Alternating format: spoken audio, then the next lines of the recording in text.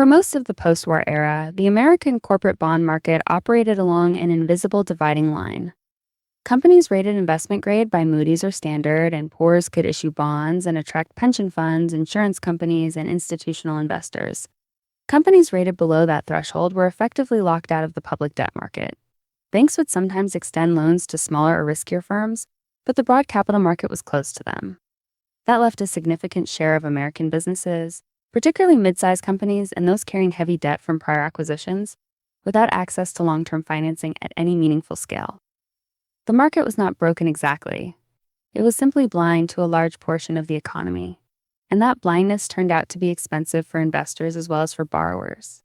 The intellectual foundation for what came next was laid by a National Bureau of Economic Research study published in 1958. W. Braddock Hickman analyzed decades of corporate bond data and found that a diversified portfolio of low-grade bonds had historically generated higher total returns than investment-grade portfolios, even after accounting for actual defaults and recovery rates. The market was, in Hickman's analysis, systematically overpenalizing risk. Michael Milken encountered that study as a student at the Wharton School in the late 1960s and treated it as a map to an underpriced asset class. He spent years building a database of what he called fallen angels, bonds that had once carried investment-grade ratings but had been downgraded, leaving institutional holders who were barred from holding below investment-grade paper forced to sell at prices Milken believed were far below their fundamental value. Milken joined the Philadelphia investment bank Drexel, Harriman Ripley in 1969, shortly before receiving his MBA from Wharton in 1970, and spent his early career building a high-yield bond trading operation from desks in Philadelphia and later New York.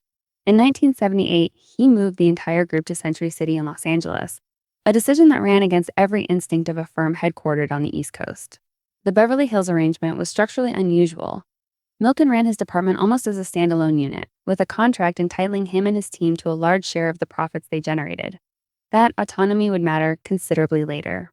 From California, Milken went beyond trading existing distressed bonds and began underwriting new bond issues for companies that had never accessed the public market before, positioning Drexel as simultaneously the dominant underwriter, the primary market maker, and the repository of pricing information across the entire high-yield sector. By the early 1980s, Drexel's high-yield operation had become the engine of the leveraged buyout wave sweeping American corporate finance. Private equity firms and corporate raters found that Drexel could commit, sometimes within hours, to raising hundreds of millions or billions of dollars in junk bond financing for deals that other banks considered too risky to underwrite. The mechanism was Milken's network of buyers, savings institutions, insurance companies, and fund managers who had become reliable purchasers of his new issues, creating a ready market for debt that would otherwise have found no audience. The R.J.R. Nabisco leveraged buyout of 1988, which came to roughly $25 billion and was at that point the largest leveraged buyout on record, illustrated how central the junk bond machinery had become to American corporate transactions. Companies that had once been too small or too indebted to access capital markets now had a path to large-scale financing, which transformed not only deal volumes but also the competitive dynamics of entire industries.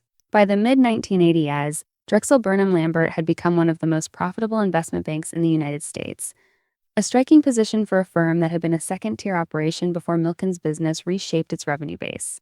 According to figures reported at the time and later cited in court proceedings, Milken's personal compensation in 1986 reached approximately $550 million, a figure that reflected the contractual share of trading profits his arrangement entitled him to capture.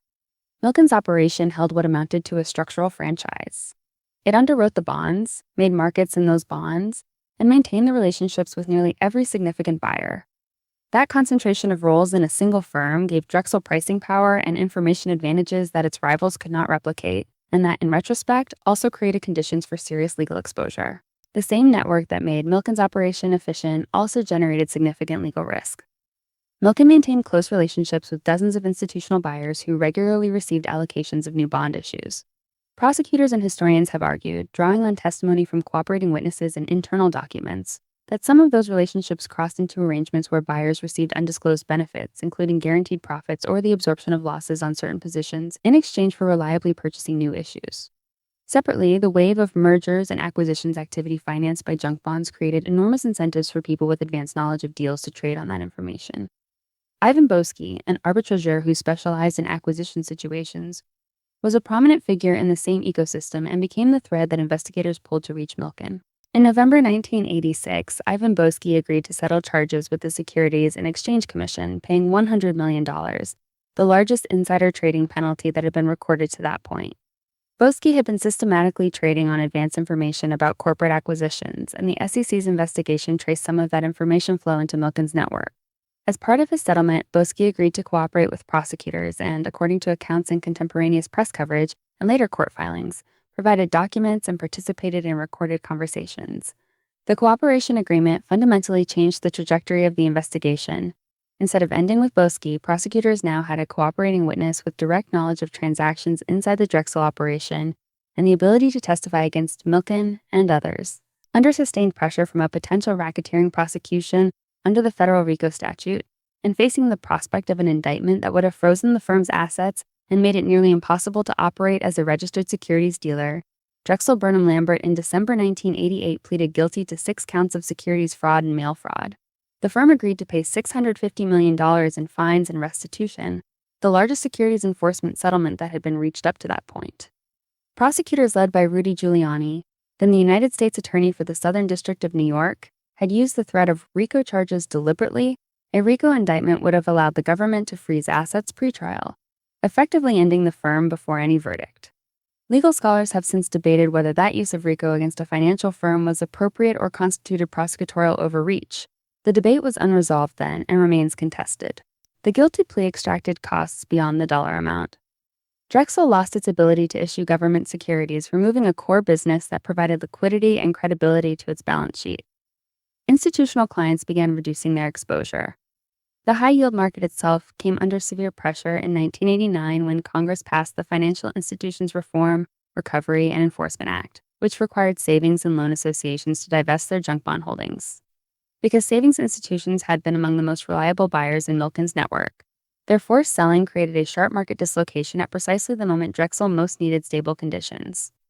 By early 1990, the firm could not roll over its short-term commercial paper obligations. On February 13, 1990, Drexel Burnham Lambert filed for bankruptcy protection, an event widely described at the time as the largest investment bank failure that Wall Street had seen in decades. Michael Milken had been indicted in March 1989 on 98 counts of racketeering and securities fraud. In April 1990, he pleaded guilty to 6 felony counts of securities law violations and agreed to pay $600 million in restitution and penalties, a settlement that remained among the largest in securities enforcement history for years. In November 1990, Judge Kimba Wood sentenced Milken to 10 years in prison. The sentence was later reduced on appeal, and Milken served approximately 22 months before his release in January 1993. He was also barred for life from the securities industry. Milken subsequently devoted substantial resources to cancer research philanthropy.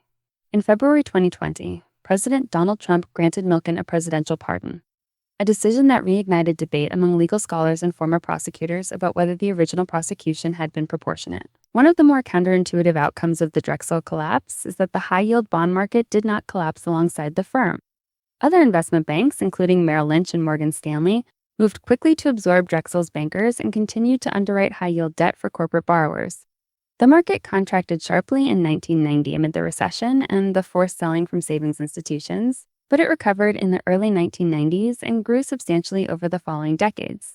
Today, the high-yield market is a multi-trillion-dollar asset class with its own indices, dedicated fund managers, and analytical frameworks. The leveraged buyout structure that Drexel pioneered is now standard practice across global private equity, and the core argument Milken made from the Hickman study, that diversified portfolios of lower-rated bonds can outperform their risk ratings suggest, remains a foundational concept in fixed income portfolio management. The prosecutions that flowed from the Drexel investigation extended well beyond Milken and Boesky. Dozens of traders, deal makers, and arbitrageurs faced charges, many cooperating to reduce their own exposure, which gave prosecutors an unusually detailed picture of how information moved in the 1980s deal ecosystem. The enforcement actions of this period significantly expanded the SEC's willingness to use cooperation agreements, recorded conversations, and RICO charges in securities cases, tools previously associated with organized crime prosecutions. The Drexel case also exposed how a firm's dual role as underwriter and market maker in the same securities could create structural conflicts of interest, a concern that regulators have revisited in subsequent decades in the context of structured finance and market design. If you hold a bond fund, a retirement account, or a mutual fund with any fixed income exposure, there is a reasonable chance part of that portfolio includes what was once called junk bonds. The high-yield market that Milken built from academic research and fallen angels is now a mainstream asset class. The Drexel episode also demonstrated that when a single firm controls both the supply and the secondary trading of a product, the information advantages and potential conflicts of interest that result can be very difficult for regulators to detect until they produce enforcement actions rather than routine supervision. Credit ratings remain central to how bond markets work, but the events of the 1980s and later the structured finance crisis of 2008 have led sophisticated investors and regulators to treat agency ratings as one input rather than a final judgment on credit risk. Understanding how those ratings can systematically lag reality, an argument Milken made from the evidence of the 1958 Hickman study, is still relevant for anyone trying to evaluate what they are actually holding in a fixed income portfolio.